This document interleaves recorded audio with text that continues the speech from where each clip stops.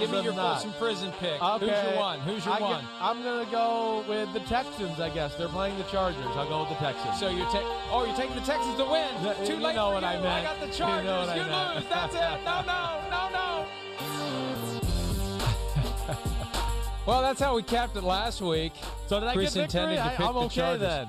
I don't know. I'm not dead in the gutter. One category. That's the one category we really don't care about. We just do that for fun at the end of every show, the Folsom Prison Blues pick. It's the other categories that are far more impactful, including this year, for my purposes, the most important category by far is our performance straight up in all games. That's the only one that matters. The others don't matter at all. They matter a little bit because I'm still winning in all of them, but by far the most impactful each week and every week is straight up.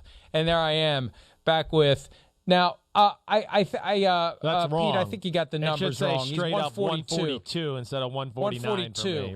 Right. Got to watch Pete you like got a a hawk. 10-game lead on me, straight up. Pete wait, is an either you want to incompetent win or the corrupt other two accountant. too. I know, but you're making those interesting. You cut the 4-game margin against the spread in half last week. Better. Yeah. We got 2 weeks down. left, 32 games. Right. But still, it's 10. You've conceded. There's no way you're going to catch me. We're not going to disagree on 10 games over the next 2 weeks. No, you want catch it. me. I tell you got straight up. I want the other two. Unless badly. you want to go crazy and just like pick all the underdogs. Nope. I just want to win versus the spread and best bets, and then I feel like I win for the year because I'm just going to go, well, I won 2 out of the 3 categories. So that's what I'm going for here. All right? And that's what I can't wait. It's getting close, baby. It's playoff times. You're falling apart like a Kirk Cousins in a clutch of moment. Oh, no. Or like the Arizona Cardinals, quite frankly. Or them too. Let's go ahead and get started. First right. week without a Thursday night game all year long, so we go straight to Sunday. No Saturday games either because that's January 1, and that's, the bowl game day. So at 1 o'clock Eastern, a cluster of games, 9 of them in all on Sunday, starting at the same time. The Rams are 3.5-point favorites at Baltimore. Lamar Jackson did not look very good yesterday at practice on that sawdust field, and it's amazing how the Ravens fans get triggered. I joked that it looked like they're practicing on sawdust, and they actually thought that I believed they were practicing on sawdust. That's Bermudagrass, you idiot. Well, I don't care what it is. Obviously, it's not sawdust. It's a joke because it looked like sawdust. Anyway, it's no joke that Lamar Jackson is clearly limping. It's, I guess, going to be Tyler Huntley, which continues to be a drop from Lamar to Tyler, but still, Huntley did well when we saw him play in that loss to, who did they lose to? And he played really well. The Packers. Was it the Packers? It was the Packers. And he played extremely well. Yeah. 2 touchdown passes, 2 rushing touchdowns, first time in franchise history. So the Rams, coming off of a 7-point win over the Vikings, even though Matthew Stafford threw 3 interceptions, they're 3.5-point favorites, over under 46.5. Who do you have in this one? Yeah, I'm going to go with the Rams here. I am. Again, I was actually a little surprised to see the Rams only 3.5-point favorites. I understand it. Baltimore is a tough place to play. There's no doubt about that. There are some people off the COVID list for the Baltimore defense that will help them out for sure. But, to me, in a lot of ways, Mike, and I know we've had this discussion a little bit before, the Rams are like, this is the worst kind of, if you're the Ravens, it's the worst kind of win for the Rams to have come off of to now come to you. Because they won the game, but you're going to have a Matt Stafford who's going to be very pissed about his performance and know that he left yards and plays on the field versus the Minnesota Vikings. And you got to know he was careless with the football. So I would think you're going to get as good as Matt Stafford effort as you're going to get. As I told you earlier today on PFT, the Rams really got it going as far as run game's going. Defense has got to figure it out. Special teams is there. Stafford's the big question. But the Ravens with the quarterback issue, and to me, the Ravens, one of their big advantages would be their size and their ability to maybe push around the Rams in the run game. That's why they dominated them a few years ago. They're not a great run team this year. They're not. It's just scrambling quarterback stuff. So from that, I'm going to go the Rams and ride that kind of hot hand here and say they win the game fairly, I don't want to say easy, but convincingly. I'm going to go 30-20 Rams. I've got 30-21. I already put the score in the sheet, so I'm not copying off of you. We both have the Rams to win and the Rams to cover. And I'm looking at the stats from the game when these two teams played Week 12 of the 2019 season on Monday night, 45-6. The Ravens beat the Rams in L.A., and I think there are just enough players still on the Rams to be pissed about that, even though there have been some major changes. For example, Matthew Stafford is the quarterback and not Jared Goff. But I think that's going to be a huge factor in this. And, yeah, it feels like the Rams lost last week, even though they won. A hallmark of a great team. Yeah. You handed it to the opponent, and they refused to take it from you, and you still got the W. There's a chance that it may rain on Sunday. I'm not worried about it. I think the Rams understand where they are. They suffered through their 3-game losing streak. They've won 4 in a row. They're moving in the right direction. I think they get the win 30-21, and it puts another nail in that coffin for the Ravens, who quite possibly, if not likely, are going to fail to make the playoffs, which it's crazy. Which would have been inconceivable a few weeks ago, but too many close losses and too many guys not available, and not even John Harbaugh, with one of the great coaching jobs of his career, can hold it together for the finish line. No doubt about it. And I think that's probably the last thing I'd like to bring up, too, is, I don't care. It's hard right now. Wink Martindale, defensive coordinator, he did everything he could possibly do last week against the Bengals. There's just nothing they could do to match up with the talent of the Bengals, and I could see that being, again, a problem here for the Ravens secondary once again, trying to match up against Cooper Kupp, OBJ, and Van Jefferson. That's what's going to be scary. And the Rams, Stafford, he missed OBJ a few times last week. They found a great way to really integrate him in the offense. That's, again, just a little more proof that OBJ is pretty good. Some reason it didn't work out with the Browns. All right, next game, the Atlanta Falcons go to Buffalo, where the Bills just simply need to hold serve at home against the Falcons and the Jets to win the AFC East. Buffalo favored by 14.5 points. That is a huge spread when you consider the Falcons are 7-8. But when the Falcons lose, they don't screw around. They lose. They lose big. And will that happen this week as the Bills are finding their groove? Atlanta outdoors, Western New York, early January. Bills, I assume you're going to pick. How many points do they win by? Yeah, this is where I am. It's just like, do they dominate and cover the spread, or do they barely cover the spread? Is there a touchdown victory here? I'm going Bills 31-17. Yeah, I'm going to ride that out. I am. Obviously, I think the Bills are the better football team.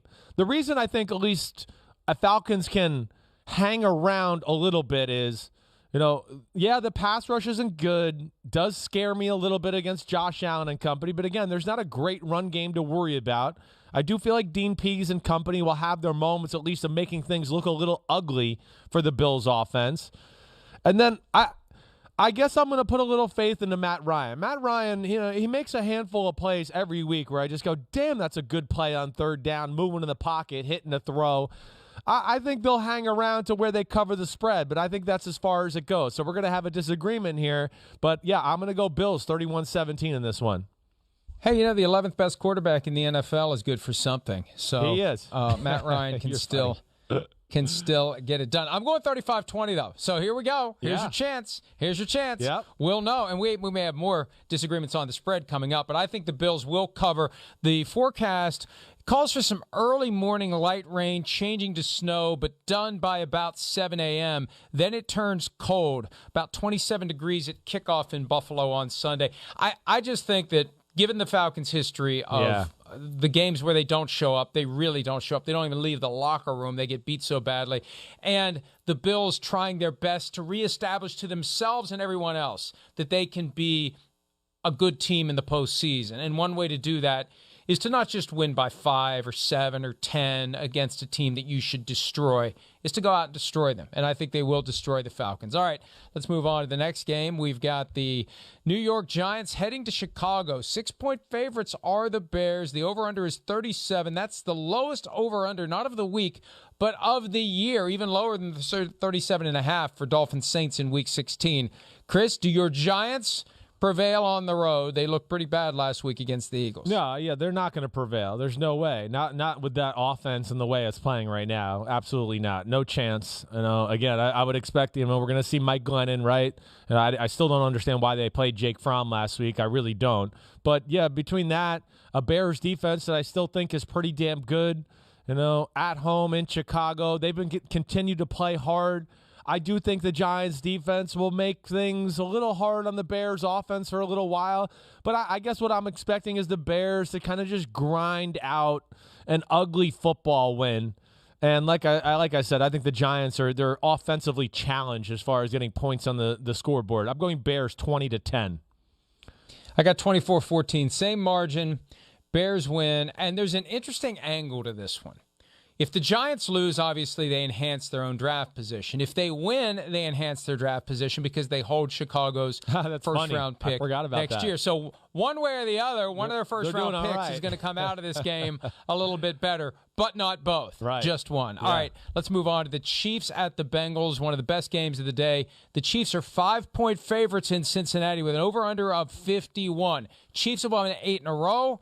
And the Bengals, dating back to week 6, are on a win-2, lose-2, win-2, lose-2, win-2 pattern.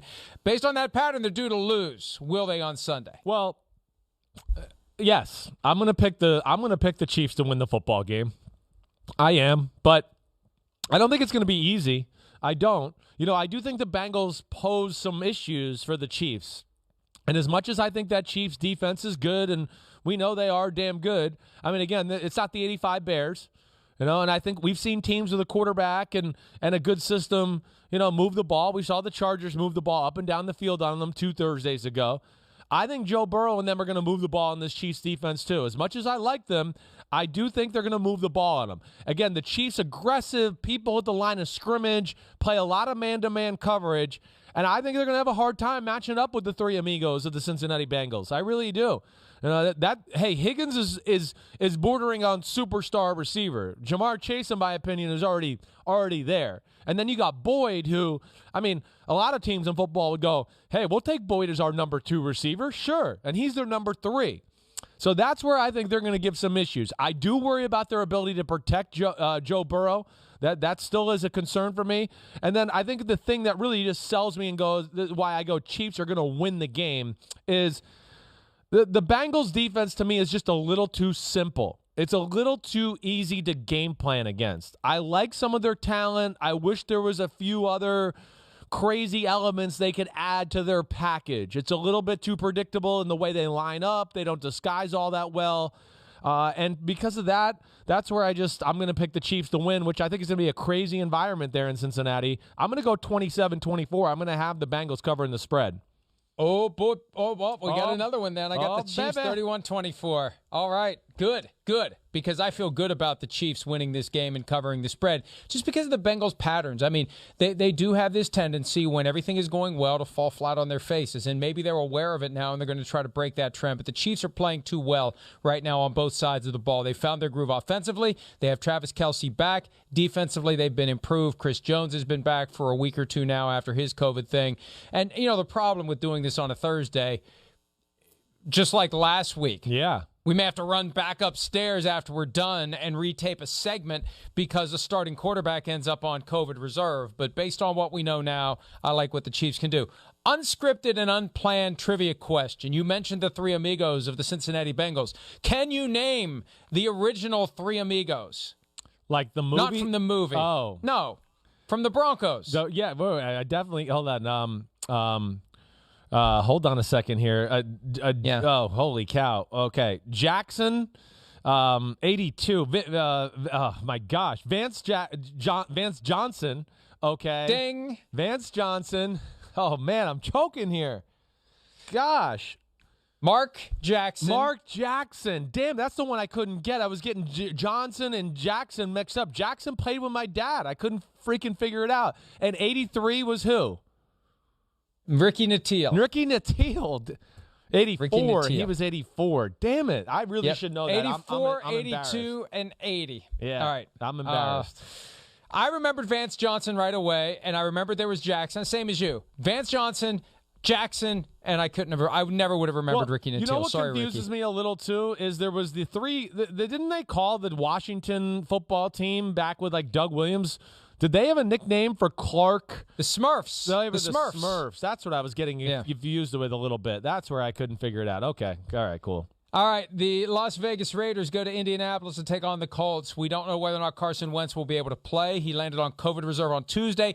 The new rules adopted by the NFL and the NFLPA, in theory, allow Wentz a chance to return by Sunday. Colts are 6.5-point favorites. Over under a 44.5. Chris, who do you like in this one? Yeah, I like the Colts, of course. I do. I mean, the Colts are one of the hottest teams in football. The Raiders, I guess the first thing we start out with their defensive side of the ball. I have a hard time thinking they're going to be able to stop the balanced attack of the Indianapolis Colts. I know it airs more on running the football, but again, we saw last week the Colts are still capable of throwing the ball and moving the ball that way. You know, I don't know if Carson Wentz is maybe not getting quite the respect he should, but I do think that the fact that they could overpower the Raiders up front is really going to put the Raiders in some tough spots on the defensive side of the ball. You know, conversely, on the other side, Raiders offense got it going a little bit. You know, again, these are two similar defensive schemes where both offenses should know some of the tricks of the trade as far as how to expose it a little bit. But Colts at home, the way they're playing, that crowd, and a Raiders offense that is good and can pick you apart, but still not making a lot of big plays. And that, you know, I don't care if it's Wentz or Ellinger. I think the Colts are going to win the football game, but I'm going Wentz 24-20 right now. So you have the Raiders covering, as I do, 20-16. I already put my score in. I didn't want any dispute or discrepancy that I'm tracking you. No, as long as you do that, so I'll keep it honest. I like how you're doing that because you're about halfway through. I'm doing my explanations for all the listeners out there. Florio is putting his score in the computer as I'm talking before I've said anything. So you're right. And don't worry, I'll keep track of that. You're very ethical. I'd like to think you would trust me. I already have all of my scores for all of the games ready to go, and if I change one of them, I will let you know. I have not changed any of them yet. I think that the John Madden passing gives the Raiders a little something, but it's been so long since he was the coach of the team that I really don't. It's not like there's a connection to him that is clear and obvious that is going to result in some sort of a win-one for the Gipper type of a moment for the Raiders. But I do think they'll keep it close, especially because of the uncertainty as it relates to Carson Wentz. But I like the Colts to win, Raiders to cover. That spread's a little bit too big for my liking. Jacksonville and New England, speaking of large spreads, 15.5 points. The Patriots are the favorites in this one. Biggest spread of the week. The Patriots need it badly after losing 2 in a row. They haven't won since the Monday night in Buffalo because they had a bye week, then they lost to the Colts, and they lost to the Bills. I think we agree they're going to beat the Jaguars. The question is, do they beat the spread? What do you got? I think so. I do. I'm going to say, yeah. I mean, again, I just think this will be a slow and steady beatdown. You know, my first concern is the Jaguars' offense. I can't see them having a whole lot of success against this Patriots defense throughout this game. You know, Trevor Lawrence, yeah, he's going to make some throws here and there. He's also prone to doing some dumb things as well. No James Robinson at running back. I don't see how they can move the ball and get points consistently through the day. And I got a little respect for the Jaguars defense, but you know, this is a game where there's just too much balance from the Patriots offense for me to sit here and think that they're going to be able to contain that attack there. So I'm going to go 27-10. Like you said, big game for the Patriots at home, cold. The Jags just want the season to be over. Like, none of it makes sense for them. So, yeah, I'm going with them to cover it up. Well, and we didn't see the interim coach bump that we often see, kind of the artificial, let's get our act together because there's going to be a new coach next year who may not want us around. And we've seen that from time to time where the interim guy wins just enough games late in the year to become the head coach the next year, and then they go back to stinking again. That didn't happen against the Texans. It didn't happen last week. It's not going to happen this week. I got 30-13. The Patriots win this when they take care of business. They check the box, and they move on. And we move on. Here's another double-digit spread. The Buccaneers, without Bruce Arians, but one of the only contenders that really doesn't need their head coach. When you've got Byron Leftwich running the offense, and Bruce Arians has made it clear that Leftwich runs the offense. Todd Bowles clearly runs the defense. Tom Brady runs everything. Arians won't be available most likely due to COVID. Harold Godwin, the head coach on Sunday at the New York Jets. 13 points, over under a 45. Do the Buccaneers cover against the Jets, Chris? Yeah. I'm taking them to cover. I am. The Bucs just got too much for the Jets to handle. You know, first off, the Jets defense. Yeah, they're going to put some people. What did I say? What?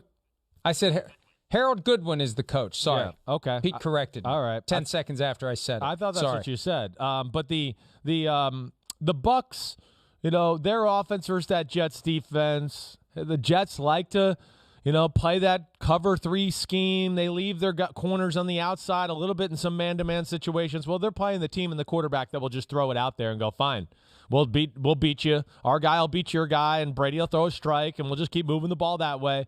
Plus, again, I just think the Bucs, their attack of running the football, which we saw last week, the play-action pass back again, that's just going to be too much for the Jets defense to handle. And really, the Jets want to run the football and ask Zach Wilson to make a smattering of plays in the pass game. He might make a few plays in the pass game, but I think it'll be few and far between, and I don't think they're going to be able to run the ball at all against the Bucs. And that's where I'm going to go Bucs 38-17. I've got the Tampa Bay Buccaneers in this one, and I gotta make sure I find it here. Want to get the right score. Got to get the scroll. Got all these games. Walking the mile. Where the hell is it? Tampa Bay Buccaneers. I know I picked this game somewhere, and I know I picked the Buccaneers to win, and I picked the Buccaneers to cover, and for some reason I am having... Here it is, 31-13. Buccaneers over the Jets. Sorry, I usually have them queued up. 31-13, Bucs win. Bucs move closer to maybe having a shot at the 1 seed, which we know would be very important for them, even though they won in Green Bay last year. Don't want to have to go back there this year. The Dolphins going to Tennessee. Toughest game they've faced in a long time. They've won 7 in a row. It has not been murderer's row. This is a real test for that Dolphins offense and defense. 3.5-point favorites are the Titans. The over-under is 40. Chris, one of the closest games of the day. Who do you like? Yeah, I'm excited to watch this game. I mean, it's going to be, tough, physical, defensive, hard-hitting football game. 2 coaches who pride themselves on being the tough guy, that's for sure. I look at the Titans and their offense and just go, the first thing is, thank God they got A.J. Brown back. That would be the first thing that jumps out to me. Because, again, having to deal with this Dolphins defense, as you talked about earlier today, it's real. Not only the scheme is it tough to deal with, but they got talent. I mean, they got big people. They got awesome linebackers. Their secondary's really great. And, but the thing I think I come back to is the Titans will have a plan to, at least make sense to pick up those blitzes or when they all drop out. And then the other side of the ball, I mean, this is, again, where I look at it and just go with the Dolphins offense. This is a real test. The Dolphins offense, not great, but it's good. They've formulated the right formula around Tua and their skill set on the offensive side of the ball. But I still think the Titans, with how big they are up front, will be able to just stop the run game with their front 4. And then Vrabel and company will come up with ways to stop the RPOs and all the short passes and boots from the Dolphins. And that's where I'm going to go Titans 23-13. All right, I've got Titans 24-20. I meant to type it in.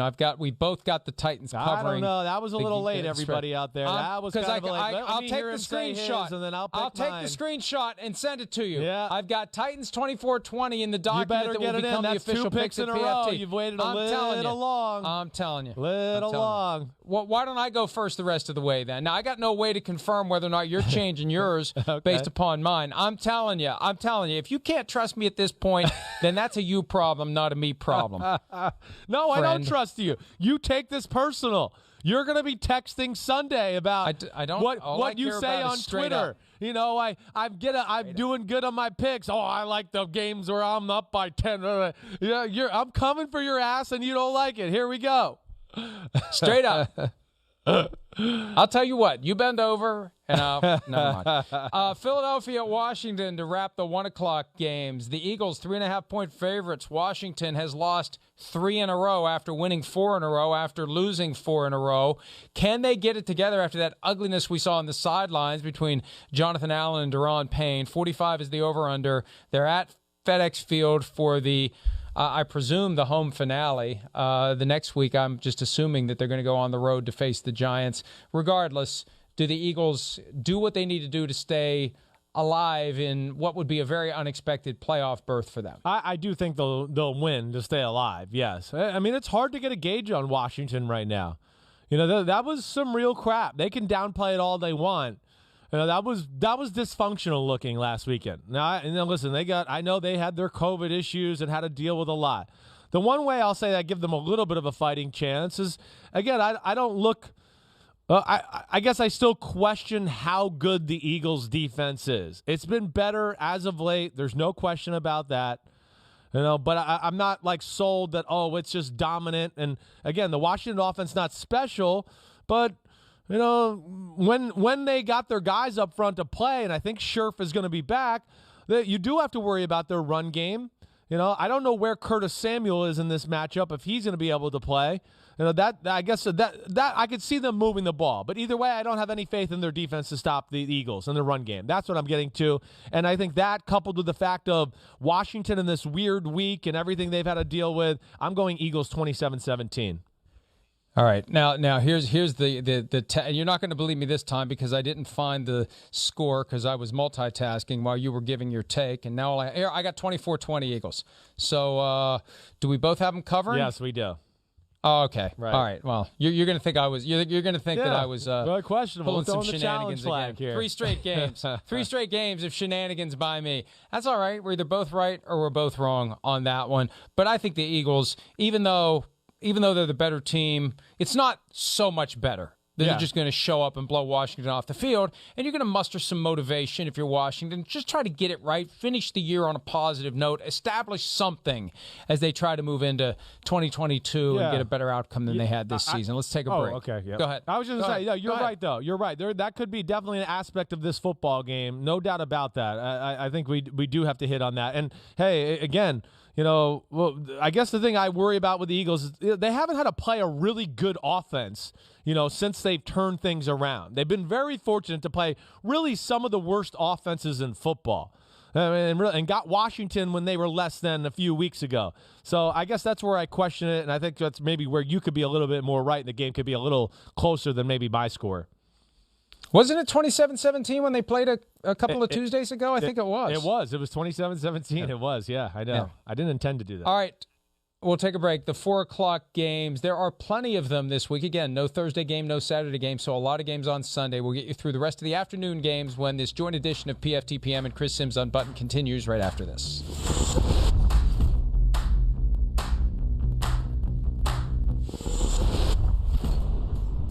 PFTPM, Chris Simms Unbuttoned, the Joint Mega Picks podcast. 5 games in the late afternoon window, which is always fun for us as we're getting ready for football night in America to try to watch 5 games and understand exactly what's happening. First world problems of the highest magnitude. Denver at the Chargers. This is a 4:05 game, I believe. The Chargers are 6.5-point favorites. I don't know why the spread is that big. The Broncos are 7-8.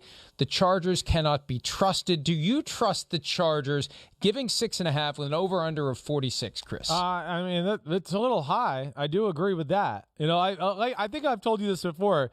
So, some real gamblers that I've heard of always told me like 6.5 is Vegas's way of going, we're not sure exactly where this game's going to go. Like, that's the number they pick for that one. And I can understand that for this one. I can. My issue, there's no Teddy Bridgewater. The Broncos offense, I mean, they've really been faltering, doing nothing as of late. Absolutely nothing. So I don't think a lot of the Chargers defense, but going to be desperate, going to be pissed off after Davis Mills and company tore them up last week. And, of course, still in this playoff conversation, I think the Chargers defense is not good as I think it is. They'll be good enough to stop Drew Lock and company, or at least slow them down. And then, the Broncos pass defense and Fangio, they gave a lot of issues to Herbert the first time around. They did. But I guess they're just them at home. And I don't know, a little bit of gut feel of I don't trust the Broncos right now. I don't. I'm just going to go with the team that's home and that has the better quarterback here. And the one I can trust that way, of course, is Justin Herbert and company. So I have a similar score to you. I'm going 23-20 Chargers in this one. Yeah, I've got 24-20 Chargers, so we both like the Broncos to cover, the Chargers to win. And as you were sharing your misgivings about the Denver offense, I have a vague recollection of sitting in this spot a week ago and having someone who looks a lot like you and sounds a lot like you pick the Denver Broncos to beat the Las Vegas Raiders. Am I misremembering that? No, you're not. I thought they were going to win like an ugly football game. But it was just uglier than I even thought it was going to be. That's where I guess I thought, their offense would be able to move the ball in the Raiders a little bit. The Raiders messed up the game and made some turnovers to let the Broncos even in the football game. And that's where I just didn't like the look of it. The Raiders dominated that last game more than the score showed at 17-13. So I've reevaluated my stance on the Broncos there for sure. And they scared the hell out of me. One of the reasons I picked the Broncos to cover, beyond the fact that the Chargers just cannot be trusted after what happened to them against the Texans in a game that they needed to win to try to punch a playoff ticket, I could see the Broncos rallying a bit for Vic Fangio. There's an opening for him to keep that job. There's some steam out there that maybe they're going to target Dan Quinn, which I don't really, it's 6 of one, half a dozen of the other. Vic Fangio, because of the ownership situation, I could see him staying for another year and maybe a win or two down the stretch. Finish at 500, above 500, because with 17 games, you can be 9-8. That's something for the Broncos to strive for, even if their path to the playoffs is very, very narrow at this point. Finishing with a couple of wins may be the best thing they can do, and I think they're going to play hard for them, although I do think they will lose. The Texans at the 49ers. The Texans have been a late-season surprise, most recently for the Chargers. Will they surprise the 49ers, who are 12.5-point favorites at home with a 44-point over-under? We don't know who the quarterback is going to be for the 49ers. They're leading us to believe it'll be Jimmy Garoppolo with the injured thumb, but he didn't practice on Wednesday. If it's not him, it's going to be Trey Lance. Does it matter either way for the Texans? Has the bubble burst for them, and can the 49ers make a strong statement as they try to get to the postseason? I think the psychological element of the football game, which is real, and you're always good at bringing this up, is a real thing here with this. Yeah, you're going to have a 49ers team on a long week that's going to go, man, we just blew a game in Tennessee where we absolutely kicked the f***ing shit out of them for the first half of the football game, and it was 10-0. And that to me is where you're going to get their best shot. Now you're going to get the Houston Texans, who are going to, like you just talked about, hey, feel good, we just beat the Chargers, and this is awesome. I just think they're going to run into a buzzsaw here. I'm picking the game as if Jimmy Garoppolo is going to be the starter. The 49ers will win if Trey Lance plays too. I'm going to pick it as Garoppolo starting. I guess what I'm saying is I don't know if they'll cover necessarily if Trey Lance starts, but I'm picking it. Nonetheless, no excuses. Jimmy Garoppolo is going to start. And, I just look at the Texans. Hey, they're, tough, have a decent game plan on a week-to-week basis. But this is a week where I just go, man, I think their offense is going to be overwhelmed by a 49ers defense that's going to be mad and dominant and has a good defensive line. And offensively, the Texans, the cover 2 scheme and all that, that's good against the Chargers when they're not a good running football team. It ain't good against this team, who we know can run the football, should be able to run this football on this Texans front, and now it's going to make them uncomfortable with what they like to do in pass defense, and that's where I go 31-14 49ers. I got 31-17 49ers. Same ideas across the board. It doesn't matter to me whether it's Garoppolo or Lance. I think the 49ers, after having the Titans down 10-0, blowing that opportunity on Thursday night, you give them an extra day or two to get ready. Shanahan is going to want to rectify what happened on national television, and he's going to want to kick the crap out of the Texans. One of his various former employers, he was the offensive coordinator there at one point before he made the jump to Washington to coach with his dad. So 31-17 is the score for that one. 49ers get closer to the playoffs, to the chagrin of the contenders in the NFC, who do not, I believe, want to face the 49ers in the single elimination round. Arizona Cardinals at the Dallas Cowboys. A huge game for both teams. Cowboys 5-point favorites, over under 51.5. That's the highest of the week. As always, our odds come from our friends at PointsBet. Who do you like in this one, Chris? Yeah, well, the Cowboys, the thing we got to remember, we know they're going to win the East and got to have a home playoff game. But, and correct me if I'm wrong here, I think they have the tiebreaker against the Green Bay Packers, I believe. And I think they have the tiebreaker against, everybody, really, if they finish with similar records. And, other than just straight up against Tampa, who beat them head-to-head. I think if it comes down to a tie, I think Dallas gets the number 1 seed. So they still got that to play. And they're as hot as anybody in football on the defensive side of the ball. And I think they got their mojo, and Dak Prescott looked as good as he's looked all year last week, again, throwing the football. So between all of that, I think it's going to be tough sledding for the Cardinals. Now, I do think you're going to get a Cardinals team. It's going to be their best shot, desperation, like backs against the wall, definitely. And I guess where I get a little scared for the Cowboys is, the Cowboys will play a lot of man-to-man. Trevon Diggs, it's going to be an interception, and he's going to get burned for 40 yards. I mean, that's really what he is. Nobody gets burned more than Trevon Diggs. Nobody gets more interceptions than Trevon Diggs. It's actually an unbelievable combination there, and I do worry about that aspect of them matching up against the Cardinals' weaponry, but you've heard me say, too, the Cardinals are a little too predictable on the offensive side of the ball, and teams have figured out how to kind of stop the run and some of their other tricks as far as their screens and stuff, to now where it's gone, the limelight's gone back onto, wait, what about your pass game? Can you do it? And we've seen them struggle, and Murray been off a little bit. I'm going Cowboys 28-24. I'm going to have the Cardinals covering the spread, but I'm going Cowboys. All right, we disagree on that one. I got the Cowboys 31-23. I just don't have any faith in the Cardinals right now. They have lost 3 in a row. They are a different team without DeAndre Hopkins, and now look, every once in a while, you bring Kyler Murray back to Texas, you get a little something extra. Too. I know. We saw it last year. It's Yeah. just a little something. But the Cowboys right now have that number 1 seed potentially in hand. And when they play, they won't know whether or not the Packers have won or lost to the Minnesota Vikings. That's the night game. So as far as the Cowboys are concerned, they win the next 2 weeks. Hope the Packers lose one. They become the 1 seed if they can pull that off. So they have every motivation, every incentive. And this is one of those games where there's going to be 25, 28, 29, 30 million people watching this. This is a big game. Holiday weekend, Cowboys home game. They got destroyed by the Cardinals on a Monday night last year. They remember all of that. This is kind of a weird rivalry. It's almost like the old West Virginia-Penn State rivalry where one team views it as a rivalry and the other team's like, who the hell are you? Yeah, the Cowboys have been the who the hell are you team looking down their noses at the Cardinals. And I think that they wake up for this one and they get it done. They know that they need to find the gas pedal as they get closer to the postseason. So I think the Cowboys still find a way to cover. Carolina at New Orleans. The Saints, after having 22 players on the COVID reserve list, hope to have most of their key players back. They are 7-point favorites against a Panthers team that is falling apart. Sam Darnold gets the start this week, over under 38. Chris, who do you like? Yeah, it's going to be a tough defensive football game. I think the Panthers match up with the Saints in ways to where at least they can keep the game somewhat close. I don't know if that's necessarily going to mean to them covering the spread, but I would be shocked. I'm not going to lie. If we're sitting there Sunday afternoon and I'm like, whoa, the Saints are up 28-7 and really dominating the football game. I would be. Again, I don't know. Hey, all the people off the COVID list, like you talked about, there's still some injuries on that offensive line with New Orleans. Taysom Hill's still going to have the finger issue. So all of that, the Panthers where like the has hit the fan. And there's got to be, a hot poker on Matt Rule's ass and everybody there right now.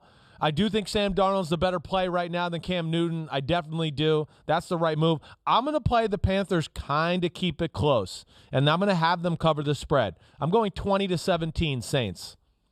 I got 27-17. Panthers don't cover the spread. And what a mess it's been in Carolina. You throw Joe Brady overboard, possibly to placate Cam Newton. Cam Newton's got no gas left in the tank.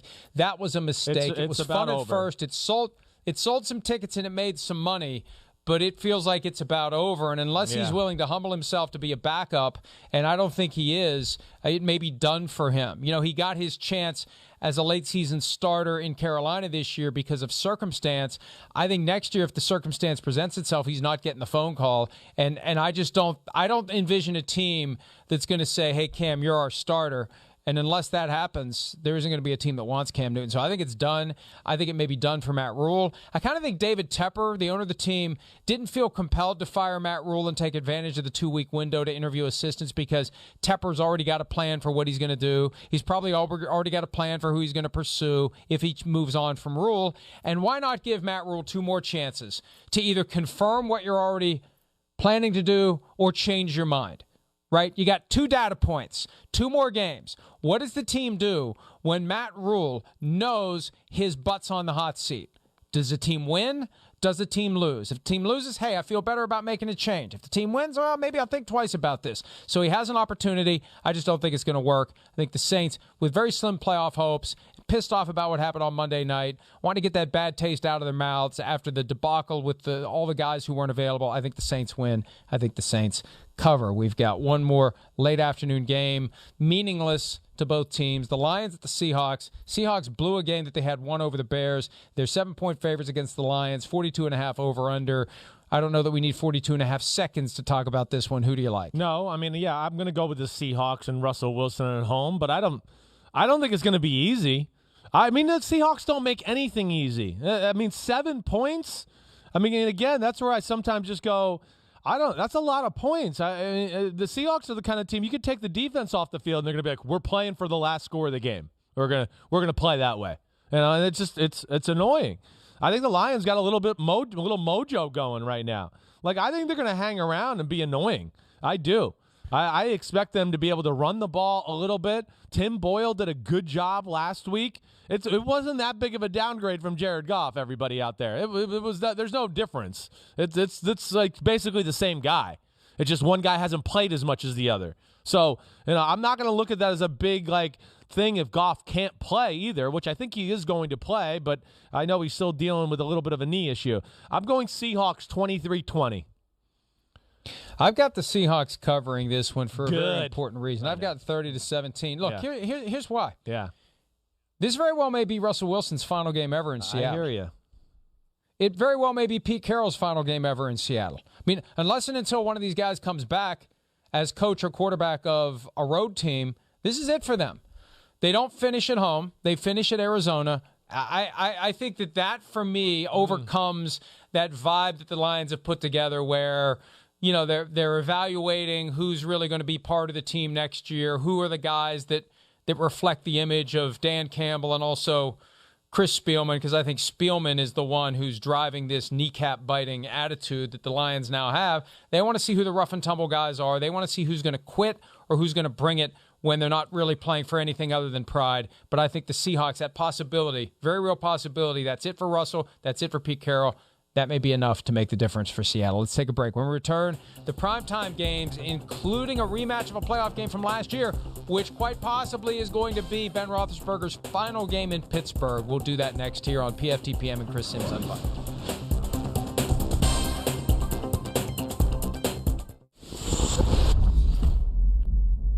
It's the Joint Mega Picks podcast episode of PFTPM and Chris Simms Unbuttoned, presented by Under Armour. And here's where we do the primetime games. And before we do that, Chris has a special holiday message for you from our friends at Under Armour. Yep, and you know, Mike, as always, we are supported by Under Armour, and just like us, Under Armour wants to give you an edge. They are focused on performing better and taking their game to the next level. Everything from running shoes that propel you forward to hoop shoes that give you insane grip. And damn, let me just tell you, the hoop shoes are insanely comfortable too. I'll say that as well. They even make hoodies that reflect energy. Not enough energy that reflects like a guy like Florio, but other energies that really are useful in your life. We're not just about the end result, winning or glory. Under Armour is about the hard work, the dedication, the cycle of training, competing, and recovering. We give you advantages, but not shortcuts. The only way is through. Well done. And the only way for the Vikings is through Green Bay and Lambeau Field on Sunday night. They're going to need some help, but first they have to help themselves. They got to beat the Packers, which isn't going to be easy. It's potentially going to be one of the coldest nights ever for a regular season game at Lambeau Field. Temperatures in the low single digits. Packers are 6.5-point favorites with an over-under of 47.5. Do the Vikings have any chance whatsoever in your mind, Chris? Well, yeah, they do. Of course they do. I mean, again, it was just, you know, what was that, 4 or 5 weeks ago when they beat the Packers? I understand that was home in Minnesota, but there's a reason, and correct me if I'm wrong, they split the season series last year, right? I know, or am I they won in Green Bay last year. Yeah, that's right. Okay, I was getting scared there. And then the year before that, I think it was a tie ball game in Green Bay. Like, this is one of those games where, yeah, the Packers are better, but the Vikings pose some interesting matchup problems for the Packers. And again, where you hear me say a lot is like, hey, Packers defense, you know, I like the way they're coached. I like the system. Again, I don't think there's a lot of difference makers in the front seven at all, really. There's just not. Rashawn Gary is the difference maker there. So I worry about them stopping the run. I mean, we saw Cleveland last week just run the ball at will. I mean, Pete, what were the stats? What did Cleveland? They ran the ball for what was it, 6.5, 8.5 yards a carry? 8.8 yards per carry.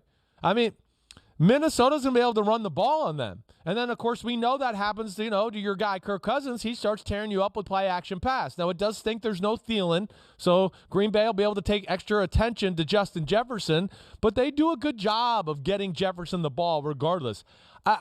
I expect Rodgers to move the ball and do all that. I'm going to pick them to win the game, of course, but I'm not going to pick them to cover. I'm not. 6.5 is too much for me. I'm going to go 24-21 Packers. And that's odd to the extent that the 6.5-point spread is the Vegas indication of they don't know what's going to happen. How do you not know what's going to happen? I think the Packers win this game, and I think they do cover. I'm going 30-17 again. I like that score this week. I think the Packers, who have that number 1 seed right there, it's right there, an unlikely number 1 seed, and we know how important it is to make the road to the Super Bowl go through Lambeau Field. Even though they blew it last year, I don't think they'll blow it again if they get it this year, and they're too close to their opportunity to blow it this time. The fact that the Vikings beat them last time around will stick in their craw. I like the Packers to win this one convincingly. I think the Vikings are in the process of falling apart. The stuff last week with Justin Jefferson calling out the team for not having energy in the first half, for the play calling when they get to the red zone. Mike Zimmer tried to downplay it because, frankly, it may only be Mike Zimmer's problem for another 10 days anyway if he gets fired after Week 18. But they've got issues there, and they have percolated all year long. Lapses, lack of focus, whatever the case may be. Maybe it'll be interesting for a while, but I think the Packers end up winning the game easily. All right, Monday Night Football. Scene of the crime last year from the wild card game where the Browns splattered the Pittsburgh Steelers. Ben Roethlisberger said earlier on Thursday that this likely will be his last game at Heinz Field. So there's that extra kick. There's that extra bump. Program win potential for the Pittsburgh Steelers against a better team. We've seen them beat a better team at home several times this year. Do they do it to the Browns, who are 3.5-point favorites with an over-under of 41, Chris? Well, go ahead. Let me hear your breakdown, because it sounds like you're going to go pasta and meatballs, black and yellow, terrible towel over there. That's what it sounds like. This is straight classic pasta and meatballs. How can I abandon it now? I picked them to cover, but not beat the Ravens when I knew in my heart they were going to beat the Ravens. Yeah, you said I picked them to cover and beat the Titans when I knew in my heart they were going to beat the Titans. Now, the last game at Heinz Field, after a career that goes back to 2004 when he was thrust into action after Tommy Maddox got injured, and Alan Faneca, the Hall of Famer, said, I really don't want to line up with a rookie, and they went 15-1 that year. Everything he's been through, all the highs and the lows and the ups and the downs, it comes down to one last game at Heinz Field. This is the Folsom Prison Blues game for him. This is the game where he's lying, literally his career dying in a gutter. This is the game where he finds a way to bring it. He throws caution to the wind. He plays within his physical limitations, doesn't do too much, does just enough. The rest of the team compliments him. They're waving the towels. They're playing Renegade. It's going crazy. The Browns is the Browns. The Steelers win the game 21-17. Woo, boom, baby. Boom. Hey, that's a great story. That really is. I mean, I like it. That's a good Hollywood ending there. Only f***ing problem is it's Pittsburgh. It ain't Hollywood, all right? So I can't do it. I can't, I thought about all the things you said, and I was like, but I just, at the end of the day, I don't trust Pittsburgh's defense still. I don't, and I understand it's not the greatest passing offense from the Cleveland Browns, but the problem is I just think Cleveland's going to really pose issues for Pittsburgh to stop the run game, and it's going to make the Browns' passing game look like it's better than what it really is. And I just have no faith in the Steelers offense. I'm sorry. I love Big Ben. You know that. I think he's borderline one of the 10 greatest quarterbacks of all time. I was sitting there last night because it was John Madden's last game, watching Super Bowl, what was that, 43, right? Cardinals Yes. or Steelers.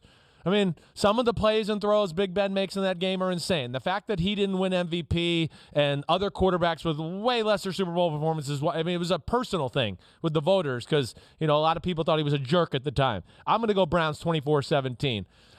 Sorry, Hollywood, Pittsburgh, but you're not gonna pull this one off.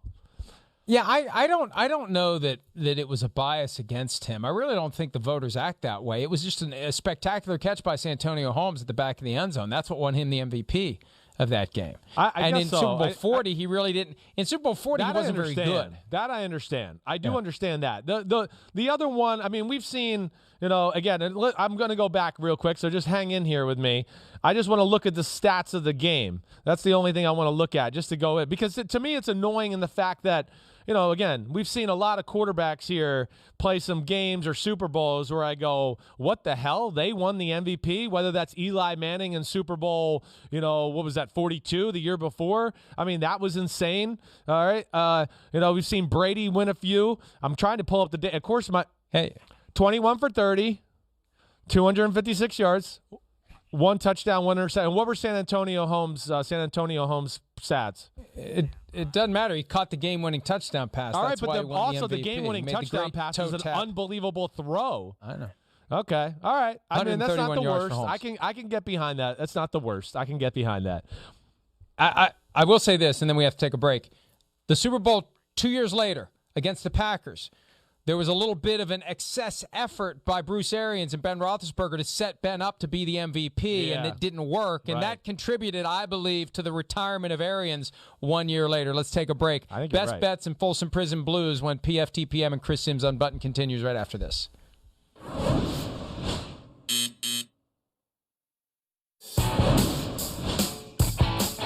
PFTPM, Chris Simms Unbuttoned. Our little excursion down the Super Bowl rabbit hole with the Steelers has left us with very little time to do our best bets and our Folsom Prison Blues pick. So, Chris, you're up first. Best bet number 1, go. Well, I'm going to take the Patriots. I am. I mean, I just think that's going to be a slow beatdown. They're going to be a pissed-off football team. Haven't played their best the last 2 weeks. Jaguars, it's over. Going up to New England. I'm taking the Patriots 27-10. I think they'll cover. I'm tempted to copy you there, but I'm not going to. Rams minus 3.5 at the Ravens. I think the Rams are going to be salty. The Ravens are overmatched. The Rams, they came through for me last week. I'm going to ride them again. I listen. That was the other game too. I was scared to pick it. I was. I feel you in a lot of ways there. I don't know what it is, but I'm scared of it. The next, I'm going to go to the Bucs. The Bucs, hey, the Jets want to run the football and ask Wilson to make a few throws. I just don't think that's the right formula against this team, and I just don't see how the Jets' defense stops the Bucs' offense. I'm going Bucs there, 38-17. You love those big point spreads. I'm going with the Titans, another 3.5-point spread, covering against the Dolphins in 2-and-on. Sorry, 2-and-on. The end of the road comes now for the 7-game winning streak. I kind of hope it continues, so it's a hedge either way. I'm getting on board with the Dolphins, but I think the Titans are going to win. I think they'll cover. Wow. Okay. I didn't expect you to go there with that one because you had the game. Your score was kind of close. All right. My last one, I'm going with the Minnesota Vikings. Yes. Ooh. I just think 6.5 is too much. I think they match up well with Green Bay. I'm going to take them to cover the spread, even though I got the Packers winning 24-21. Will not be shocked if the Packers lose. Then let's do it for the first time this year, if not the first time ever, baby. I'm taking the Packers, the other side of a best bet. So one of us is going to be right, and one of us is going to be wrong, and there isn't going to be a push unless they introduce a half-point rule between now and Sunday. So suck it, Simms. Thank you very much. The Packers. I appreciate that. Cheeseheads, Thank baby. you. Who's your Folsom Prison Blues pick? Well, I'm going to go with the Patriots over the Jaguars this week. That's the one I'm picking. Yeah. Are you sure you don't want the Jaguars? Yeah. No, thank you. Sure you don't want the Texans? No, thank you. Texans worked for you last week. You sure? You sure? Happy New Year, everybody. We'll see you next time. Be safe. Be smart. Happy New Year. Don't be like Chris.